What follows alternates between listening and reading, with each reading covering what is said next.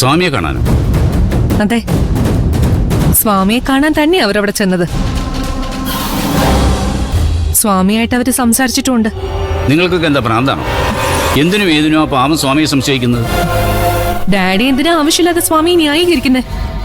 വേണമെങ്കിൽ ഹോസ്പിറ്റലിലെ CCTV footage എടുത്തോണ്ട് വരാം, അപ്പോഴെങ്കിലും വിശ്വാസമാവുമല്ലോ. നമ്മൾ തകർന്നു കാണാൻ ആഗ്രഹിക്കുന്ന ഒരാളുമായിട്ട് അയാൾക്ക് എന്താ ഇടപാട്? അത് അനുവദിച്ചു കൊടുക്കാൻ പാടുണ്ടോ ഏട്ടാ? ഏട്ടന്റെ സ്ഥാനത്ത് വേറെ വല്ലരും ആണെങ്കിൽ ഈ നിമിഷം സ്വാമി ഇവിടെ നിന്ന് അടിച്ചിറക്കിയനെ. അതൊരു ഹോസ്പിറ്റലാണ്, പൊതുസ്ഥലം. അവിടെ ആർക്ക് വേണമെങ്കിലും എപ്പോ വേണമെങ്കിലും വരാം.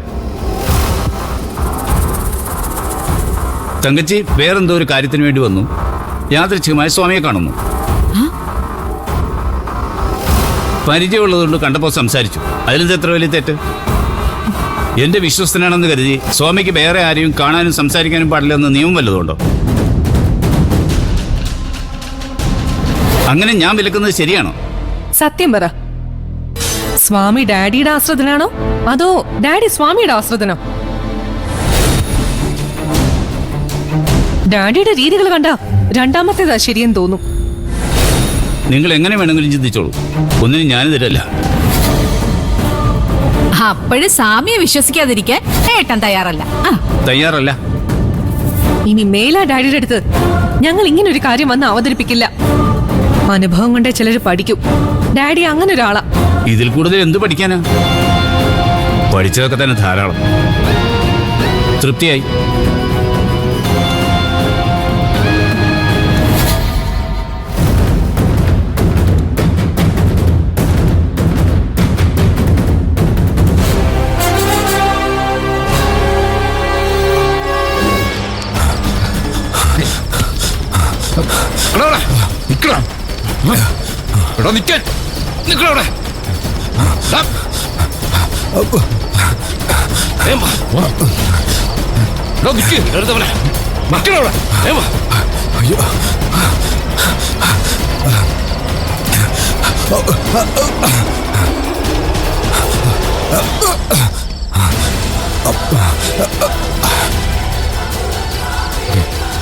അങ്ങോട്ട് പോയി നോക്കാം.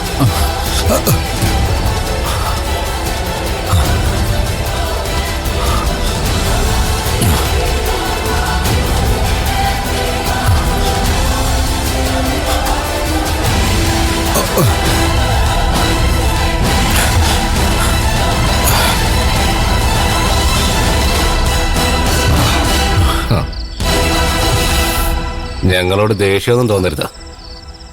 കൊന്നുകളയാനാ പറഞ്ഞേക്കുന്നത്. സഹകരിക്കണം. ആരാ നിങ്ങളെ ജോലി ഏൽപ്പിച്ചേ? അതൊന്നും പറയില്ല. ചാവാനൊരുങ്ങിക്കോ. മോൻ പോയടത്തേക്ക് തനിക്കും പോകാം.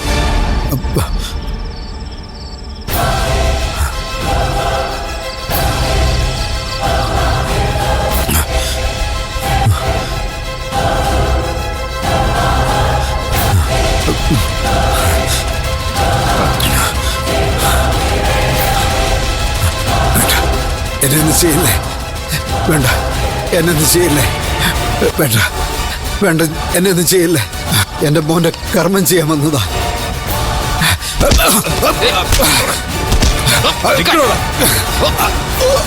നീ രക്ഷപ്പെടാന്ന് കരുതിയോ? എന്നെ ചെയ്യല്ലേ?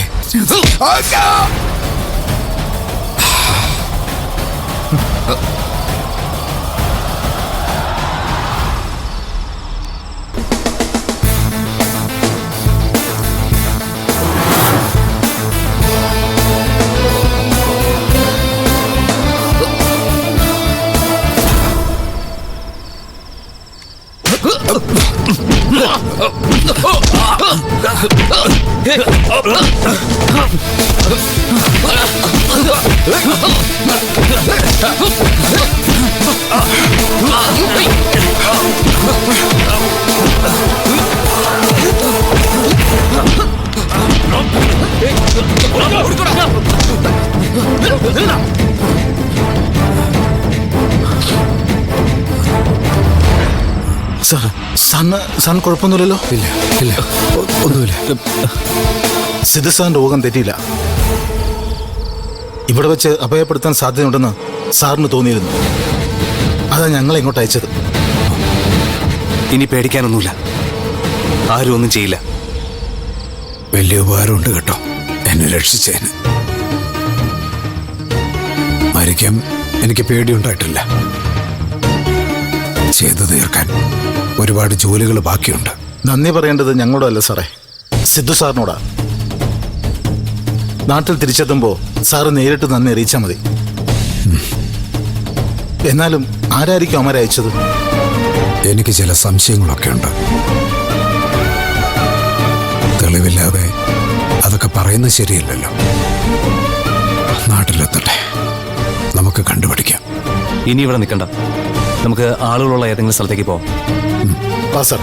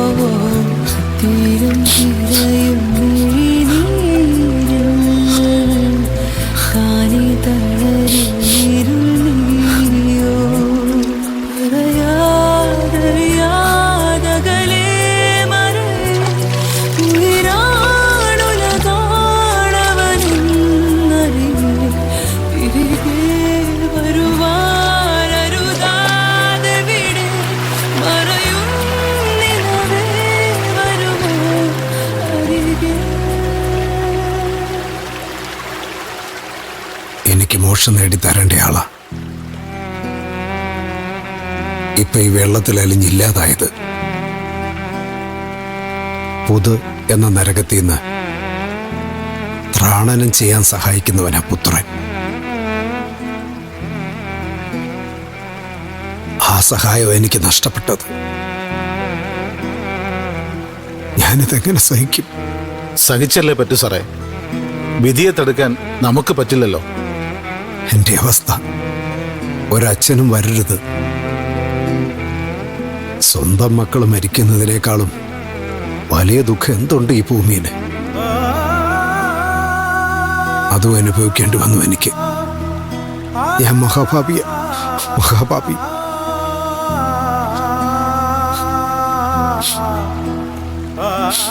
നന്മയുള്ളവരെ സാറേ ദൈവം ആദ്യം വിളിക്കാറ്. അങ്ങനെ കരുതി സമാധാനിക്കേ. സാറുവാ, ഇനി ഇവിടെ നിന്നാൽ ശരിയാവില്ല.